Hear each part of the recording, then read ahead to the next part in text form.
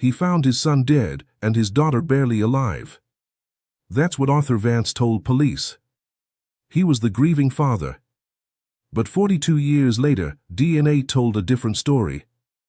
The real story. And it all begins with the most terrifying question of all. What if the killer lived under your roof the whole time? Spring, 1981. April 8th dawned cold over Havenwood, a town straddling two states, split down the middle like its secrets. A place where porch swings creaked in rhythm with unspoken tensions. Birdsong felt out of place against the chill that had nothing to do with the weather. Down on Willow Creek Lane, amongst the budding maples and tidy lawns, one house stood apart. Not by design, but by the unspeakable silence it suddenly contained. Inside, unimaginable horror awaited. A teenage girl, Arthur Vance, just 14, was found clinging desperately to life. Her younger brother, Leo, only 13, lay still. Forever still. The scene screamed violence. A break-in gone tragically wrong? That's what they said at first. Easy answer.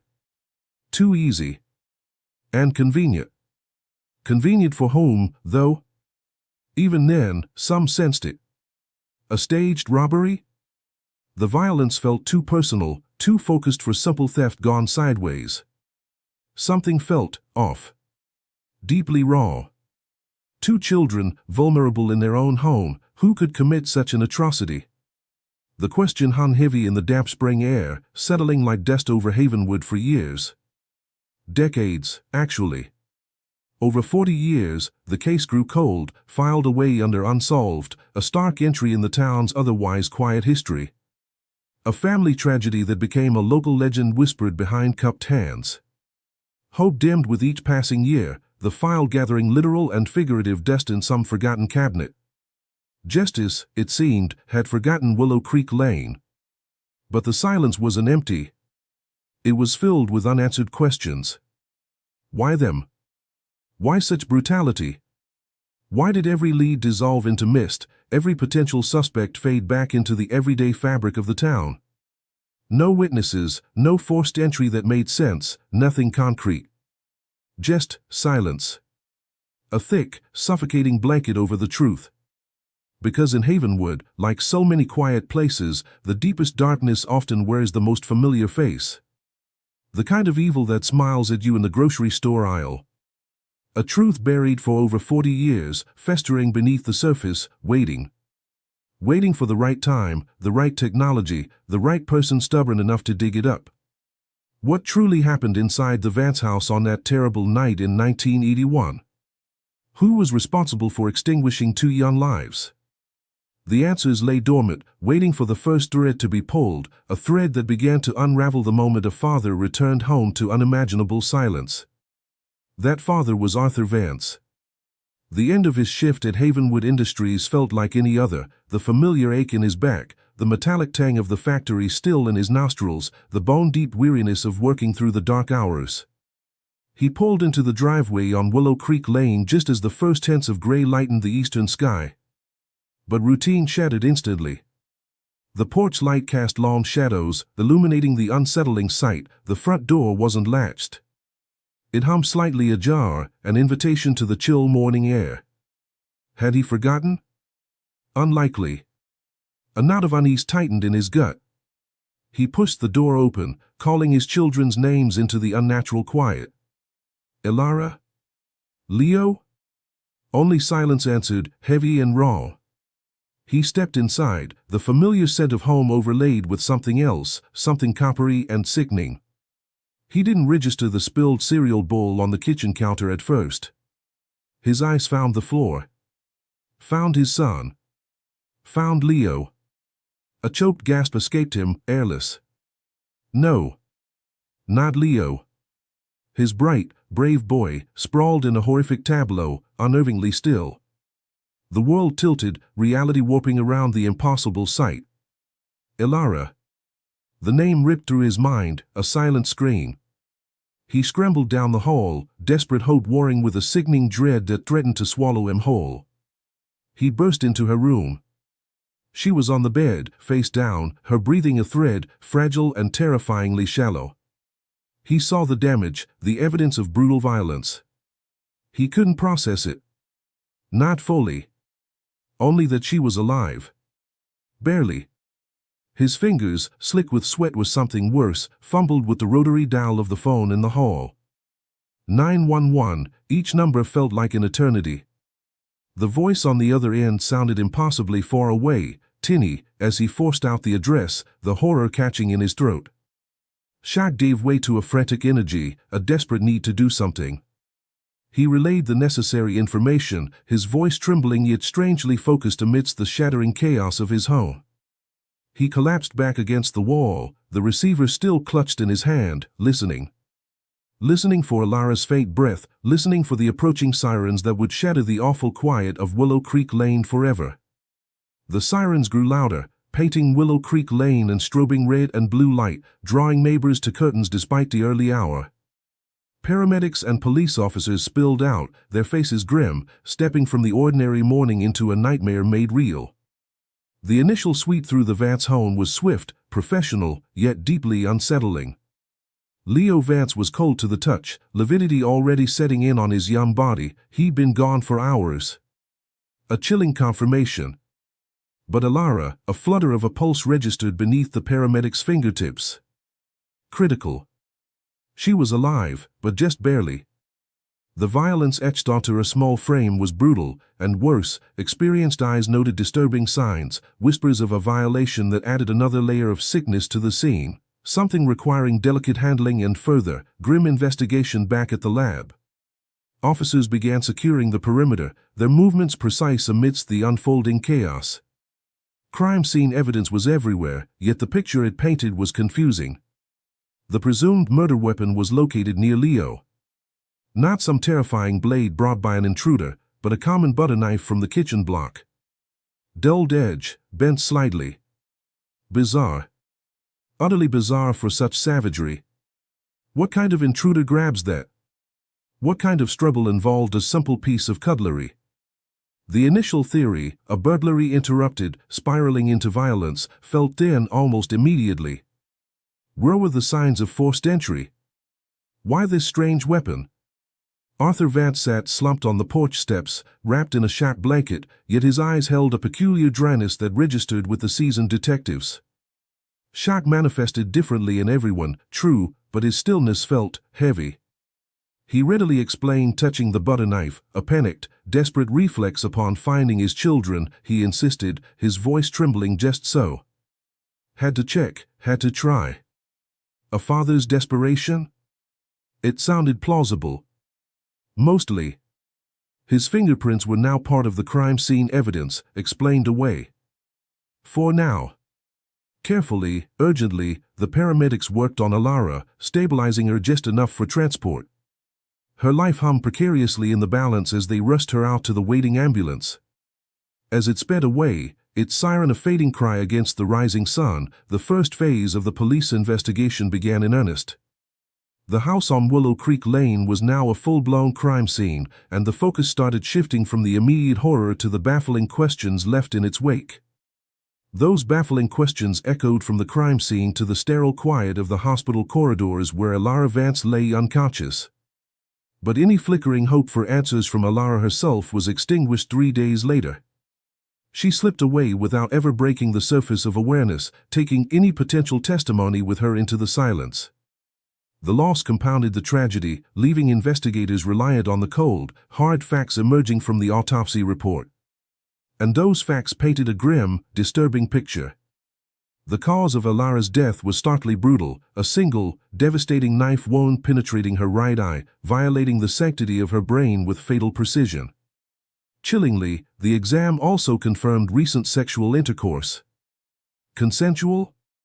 Investigators balked at the notion. Alara was known throughout Havenwood for her painful shyness, a quiet girl who barely spoke unless spoken to. No one knew of any boyfriend, secret or otherwise. The finding felt deeply raw, adding a layer of violation that sickened seasoned detectives. Leo's report told its own tragic story, multiple stab wounds scattered across his body. Heartbreakingly, several were clearly defensive marks etched onto his young arms. he had fought back fiercely, despite being trapped in the cumbersome wheelchair necessitated by his recent hip operation. A valiant, hopeless struggle. And where was the children's mother in all this? Clara Vance wasn't home that night, couldn't have been involved. She was miles away, locked within the quiet despair of St. Jude's Psychiatric Center, admitted weeks earlier as her crippling depression became an unmanageable spiral into darkness. Havenwood, however, wasn't immune to cruel town gossip. Vicious speculation, fueled by ignorance about mental health, briefly suggested Clara might have orchestrated the horror out of spite for her husband, Arthur. Police swiftly shut that down. Baseless. Malicious. Simply another layer of pain heaped upon a woman already broken by grief and illness. Arthur Vance, meanwhile, appeared solid. His alibi held firm, clocked in, working his shift at Havenwood Industries, verified by time cards and co-workers. A pillar of reliability in public perception. A hard-working man, now a shattered, grieving father. The image jarred against the sheer brutality found within his home, a dissonance that investigators couldn't quite shake. Yet, another shadow lingered, unspoken in official reports but whispered persistently among those who knew the family. Old rumors, previously dismissed, about abuse within the Vance household. Specifically concerning Ilara. No proof existed, Arthur issued firm denials, and there was nothing concrete for the police to officially act on. Still, the whispers persisted, a chilling undercurrent to the unfolding family secrets. So, the picture remained fractured and frustratingly incomplete. Arthur had an alibi. Clara was institutionalized and cleared. The rumors were just smoke. With every official avenue seemingly leading to a dead end, the initial momentum of the police investigation began to falter, threatening to entomb the truth forever within the silent walls of the house on Willow Creek Lane. And so, the truth remained entombed. The investigation stalled, leads evaporated like morning mist, and frustration festered within the Havenwood Police Department. Files thickened with horrific details and unanswered questions, dead ends piling upon dead ends. The brutal murders of Ilara and Leo Vance officially became a cold case, threatening to fade into the realm of unsolved local tragedies. Then, 2 years later, in 1983, a ripple of excitement spread from a grimy Texas penitentiary. An inmate named Silas Croft, already facing trial for another vicious murder, had started talking. Confessing. To everything. Croft looked the part of a harmless drifter, maybe a simple farmhand caught on the wrong side of the law, but behind those vacant eyes lurked a shrewd, manipulative intelligence. He'd quickly figured out the game inside, confess, truly or otherwise, to some forgotten horror from a different jurisdiction, and suddenly life got easier. Steak dinners instead of prison slop. Escorted trips outside the walls, playing the helpful witness for desperate detectives eager to clear old cases. He devoured the details offered to him, a quick study in tragedy, weaving convincing narratives. When investigators, clutching the slim Vance file, eventually sat down with him, Croft nodded slowly, thoughtfully. He remembered, he claimed, his voice a low drawl. A dark night, the house on Willow Creek Lane, the sleeping children. His account, peppered with details lifted straight from the gruesome report he'd just reviewed, sounded chillingly plausible. Especially since records confirmed the transient Croft had indeed passed somewhere near the Havenwood area months before the killings. Hope surged briefly among the weary investigators. Could this manipulative inmate finally be their monster? But thorough checking, the kind that separates wishful thinking from hard fact, unearthed the truth. Payroll stubs, work crew testimonies, signed timesheets. On the night Ilara and Leo were attacked, Silas Croft was verifiably hundreds of miles away, picking fruit under the hot Florida sun. An unbreakable alibi. His confession, a cruel, self-serving performance for perks, crumbled under scrutiny. Later DNA exclusion would merely state the obvious, confirming he was never there. Silas Croft was just another dead end, a particularly painful red herring in the tragedy of the Vance family. The cold case plunged back into darkness, deeper and more hopeless than before. With the flicker of false hope from Silas Croft extinguished, the Vance case settled back into the suffocating darkness of the unresolved. For the remaining family, the aftermath was a landscape of unending grief and trauma, a wound that refused to yield cleanly. Arthur and Clara Vance eventually fled the house on Willow Creek Lane, seeking refuge from memories etched into the very floorboards, memories that whispered from empty rooms. They moved across town, hoping distance might somehow mute the echoes of that horrific night. But some ghosts travel with you. For Clara, already fragile before the tragedy, the weight of her children's violent deaths, compounded perhaps by the town's pity and lingering whispers, proved unbearable. The psychiatric stays offered only temporary respite.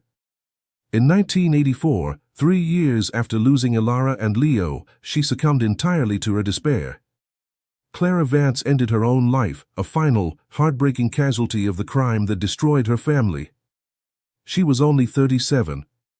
Arthur, however, navigated the ensuing years differently on the surface. He remained in Havenwood, eventually remarried, and fathered 2 more children, a boy and a girl this time. He built a new life, outwardly peaceful, continuing his work at Havenwood Industries, known by most as a quiet, steady, if somewhat reserved, man. He lived a long life, reaching the age of 80 before his final years were clouded by the unforgiving fog of Alzheimer's disease, leading to his death in 2014. A long life. A quiet end, lost in failing memory. Such a stark contrast to the violent chaos that claimed Elara and Leo in their youth. And the house at 501 Willow Creek Lane? It became a pariah, a dark spot on an otherwise ordinary street. Locals avoided it, a palpable chill seemed to emanate from its darkened windows, even on sunny days. Tenants came and went quickly, none staying long, driven away by, what? Unease? Or perhaps the stories that inevitably started circulating, unsettling whispers in the dead of night, the phantom scrape of a wheelchair that should have been long gone, the imagined, terrified cries of children. Eventually, unable to keep it occupied, the owner gave up. The house was demolished, reduced to rubble and dust, leaving only an empty, weed-choked lot where a family once knew unimaginable horror. The physical structure was gone, a scar scraped from the landscape of Havenwood. But erasing the house couldn't erase the lingering shadow, nor the memory of the 2 young lives brutally extinguished within its walls. But who were Elara and Leo Vance, beyond the grim headlines and the cold case file number? The lingering shadow held the ghosts of 2 real children, vibrant individuals whose stories deserved to be told, separate from the horror that claimed them. They weren't just statistics, they were a sister and brother whose potential was savagely ripped away. Remembering them underscores the profound human cost of the crime that stained Willow Creek Lane. Elara, at 14, possessed a quiet grace that often masked a deep well of kindness. Teachers remembered a shy girl, gentle and observant, who rarely spoke unless addressed but whose eyes held a thoughtful depth. Perhaps she found solace in sketching imagined worlds in a worn notebook, or maybe she dreamed of becoming a nurse, tending to others with the same quiet care she showed her younger brother. In the sometimes chaotic energy field generated by Leo, Elara was the calm harbor, the soft voice, their bond forged in shared childhood secrets and unspoken understanding. She was the steady presence. Leo, just 13, couldn't have been more different, or so it seemed on the surface. He was a whirlwind of motion and laughter when he could manage it, extroverted, adventurous, tackling life head-on with a spirit that refused to be easily dampened. He radiated an infectious enthusiasm that often belied the significant physical battles he'd fought almost since birth. His life began precariously, a congenital heart defect demanding terrifying open-heart surgery while he was still a fragile infant, leaving a permanent scar across his tiny chest. Then, cruelly, a stroke followed shortly after, impairing the movement and control on his left side, affecting both his arm and leg. Yet, Leo refused to be defined by his limitations. His resilience was remarkable. Determined to live as fully as any other kid, he constantly pushed his limits. He learned to compensate, to adapt, fueled by an inner fire. The massive, clunky black orthopedic boot he had to wear on his left foot, essential for balancing his uneven gait, inevitably made him a target at school. Iron foot, some of the crueler kids sneered. Gear leg. the casual, thoughtless barbs that children inflict. But Leo, somehow, found the strength to mostly ignore them, meeting teasing with a shrug or sometimes a quick, disarming grin, his spirit refusing to be hobbled like his body. He found fierce joy in simple freedoms, the rush of wind in his hair as he pedaled his beloved bicycle through Havenwood streets, a freedom brutally, ironically curtailed just 3 months before his murder. A simple, accidental fall resulted in a fractured left hip. Another daunting surgery followed. And then, the wheelchair. Temporary, the doctors assured him. But it grounded his restless energy, silencing his cherished cycling escapades, confining his adventurous spirit at the worst possible time. He'd never know the simple joy of pedaling freely again.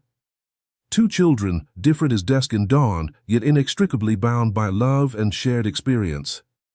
Elara's gentle dreams, Leo's fierce resilience. Their vibrant spirits silenced, their future stolen in an act of unimaginable violence. For decades, it seemed their memory would be defined only by the brutality of their end, their true selves, their light, lost in the long, cold silence of an unsolved crime. That long, cold silence stretched over 4 decades. Elara and Leo Vance became faded photographs, haunting statistics in an unsolved file. But for some, their light, their stolen potential, never truly extinguished. Especially not for Detective Harding. Years retired from the Havenwood Police Department, Harding couldn't shake the Vance case. It wasn't just unsolved, it felt fundamentally wrong, a deep injustice left to fester. Maybe it was the image of Leo's wheelchair, a symbol of his vulnerability, or the thought of Elara's quiet dreams forever silenced. The case sat on his soul, a weight he carried long after hanging up his badge. In 2022, propelled by that lingering unease and advancements he'd read about, he decided enough was finally enough. Pushing through bureaucratic reluctance, reopening such an old, cold case wasn't standard procedure. Harding secured official permission. The Vance murders investigation was back on. He didn't want a large task force. He assembled a small, dedicated cold case unit, sharp minds focused solely on this decades-old horror. Key among them was Dr. Eris Thorne, a forensic analyst known for her skill in coaxing secrets from degraded biological material. The mission was clear: revisit the physical evidence meticulously collected and preserved back in 1981, viewing it through the lens of 21st-century forensic science. Dusty evidence boxes were retrieved from storage. Inside lay potential answers, locked away for years, carefully packaged blood samples, fibers lifted from the scene, swabs taken from beneath the children's fingernails in a desperate search for their attacker's trace. And crucially, the stained sections of Elara's bedding, evidence hinting at the unspeakable violation she suffered. Back then, forensic testing was rudimentary compared to today. Now, DNA analysis had evolved exponentially. Profiles could be generated from previously undetectable fragments. There was new hope, fragile but real. With cautious optimism, the samples were prepared and sent to the state crime lab. A long shot, perhaps, after so much time. But it was a shot nonetheless. The team could only wait, hoping science could finally break the silence. And wait they did. 18 painstaking months crawled by, a silent testament to the slow, meticulous nature of cutting-edge forensic science working on decades-old material. 18 months of Dr. Eris Thorne and the lab team extracting, amplifying, comparing microscopic fragments preserved like ghosts from 1981. Hope is a fragile thing over such a long passage of time. Perhaps even the determined Detective Harding felt it waver as budget constraints loomed and other cases demanded attention. Until, finally, the notification arrived from the state crime lab. An email ping that would pierce the heart of the 40-year mystery. The lab had achieved what seemed impossible back in the early 80s. They had successfully generated a full, viable DNA profile from the degraded semen sample recovered from Elara's bedding all those years ago. Standard procedure dictated running it through the National DNA Database, NDD, a vast digital library of genetic profiles from convicted offenders, arrestees, and forensic samples. A hit. Against all odds, after all this time, a single, statistically irrefutable match blinked back from the screen. Not some transient killer like Silas Croft, not some unknown intruder whose trace had been missed. No. The DNA belonged to Arthur Vance. The revelation landed like a physical blow in the small Havenwood cold case unit. Arthur Vance? The father? The man who found his children, whose grief seemed, if perhaps strangely subdued, undeniable. The man with the rock-solid, time-stamped alibi from Havenwood Industries? Disbelief warred with the cold, hard data. Arthur? It seemed unthinkable, a betrayal almost too monstrous to comprehend. Suddenly, everything shifted, the entire narrative of the case violently reconfigured by this single forensic fact. That DNA match acted like a key, unlocking the disturbing inconsistencies that had bothered the original investigators but which they couldn't previously explain. Arthur's fingerprints on that flimsy butter knife weren't evidence of a desperate reflex, they were damning proof of his direct involvement in the violence. His unnerving calm upon discovery wasn't stoicism, it hinted at chilling calculation. His work alibi, the bedrock of his innocence for 40 years? Suddenly meaningless if the true horror unfolded before he calmly punched the clock and walked out the door, leaving devastation behind him. And the science didn't stop with the primary DNA results. Empowered by this shocking revelation, Thorne and the team re-examined other preserved evidence under powerful microscopes. More corroborating forensic evidence emerged. Tiny metallic traces, specific, identifiable isotopes of copper and zinc, were found on Alara's body and, significantly, lodged beneath Leo's fingernails, microscopic remnants of his desperate final fight. These weren't random environmental contaminants, their precise composition directly matched materials exclusively used and handled daily at Arthur Vance's longtime workplace, Havenwood Industries. Furthermore, nearly invisible clothing fibers found transferred onto both children indicated close, forceful physical contact with their father shortly before their estimated times of death, directly contradicting the timeline suggested by his departure for work. The forensic evidence formed an inescapable net, woven across 4 decades by scientific advancement. The irrefutable DNA match, the damning trace analysis linking into the scene to his work, the intimate fiber evidence. Science, impartial and exact, pointed an unwavering finger. Arthur Vance wasn't a grieving father, he was the architect of the nightmare on Willow Creek Lane. The who was finally, horribly clear. Now, investigators faced the sickening task of understanding the how. Understanding the how required investigators to revisit that terrible night in April 1981, now armed with the horrifying certainty of the killer's identity, Arthur Vance.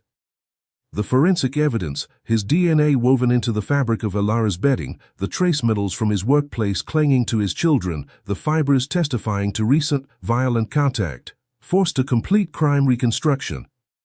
The narrative shifted from a random intrusion to something far more intimate and sickening, the ultimate familial betrayal. The revised timeline began earlier in the evening, hours before Arthur was due to leave for his night shift at Havenwood Industries. With his wife Clara safely confined within the walls of St. Jude's, investigators hypothesized Arthur saw an opportunity, or perhaps succumbed to a long-hidden impulse. An unthinkable violation directed at his own daughter, Alara, a possibility that cast those ugly, long-dismissed abuse rumors in a stark, newly terrifying light. But something went wrong for Arthur that night. Perhaps Alara cried out. Perhaps Leo, brave, protective Leo, attuned to his sister's distress, heard something amiss from his nearby room. Despite being confined to his wheelchair following his recent hip surgery, investigators believe he intervened. Did he will himself towards the confrontation? Shout a warning? Attempt to physically shield his sister?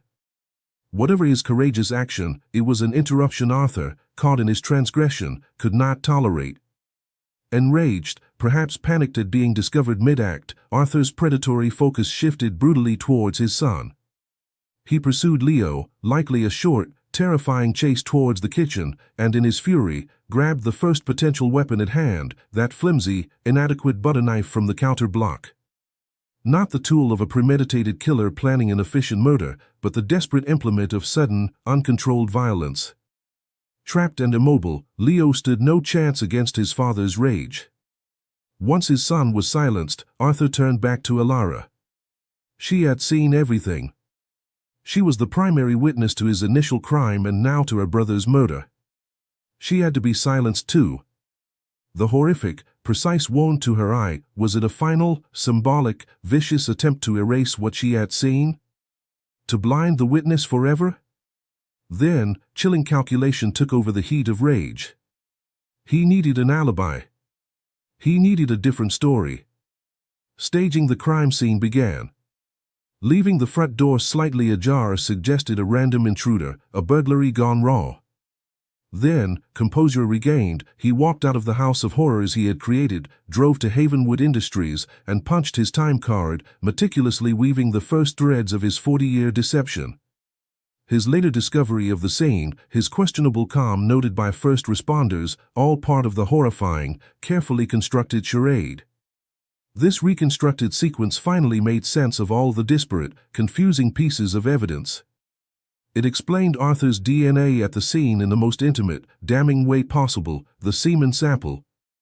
It explained the absence of any unidentified DNA or signs of forced entry. It even explained the bizarre, inadequate murder weapon as an artifact of panicked rage rather than planning. It aligned with the forensic timeline, placing the murders hours before Arthur found them. All the scientific evidence, all the inconsistencies that nagged for decades, now pointed inwards, towards the calculated evil of the father. And so, in October 2023, Havenwood authorities finally, formally closed the book. 42 years after the horrific events on Willow Creek Lane shattered the town's quiet surface, the investigation into the murders of Alara and Leo Vance reached its official, science-backed conclusion. The killer, hidden in plain sight for decades, finally had a name publicly attached to his monstrous acts, Arthur Vance. The father. But there would be no dramatic trial, no courtroom reckoning where Vance would be forced to confront the evidence of his deeds. He would never face a judge or jury. Arthur Vance had died years earlier, in 2014, his mind reportedly already lost to the fog of Alzheimer's disease, taking whatever final, twisted justifications or perhaps even fragmented memories he might have held to his grave. Just as delayed, sometimes it feels like a hollow victory, the truth arriving long after earthly accountability is possible. He escaped the judgment of man, if not perhaps, of whatever lies beyond. One can only imagine the shockwaves that ripped through Arthur's second family, the wife who shared his later years, the son and daughter who grew up knowing only the quiet, seemingly unremarkable man who raised them, now suddenly confronted with the monstrous reality of his hidden past. Another set of lives irrevocably altered by his decades-old secrets, forced to reconcile the father they knew with the killer revealed by forensic evidence. The legacy of tragedy casts a long, cruel shadow. Ultimately, though, this hard-won resolution belongs fundamentally to Alara and Leo. To Alara, the gentle soul whose quiet future was stolen.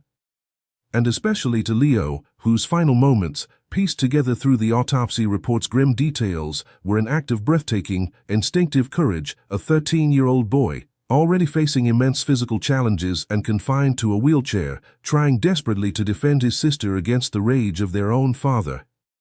His heroism, buried for so long, finally acknowledged. The Vance case stands as a chilling reminder of the darkness that can reside behind the most ordinary masks. But it's also a testament to the dogged persistence of investigators like Detective Harding, who carry the weight of the lost long after retirement, and to the relentless power of forensic science to unearth truth from the dust of time. Some whys may never be fully answered. But the who is known. Perhaps now, Alara and Leo Vance, forever young in Havenwood's collective memory, can finally rest in something akin to peace, their true story brought into the light after 42 years lost in the shadows.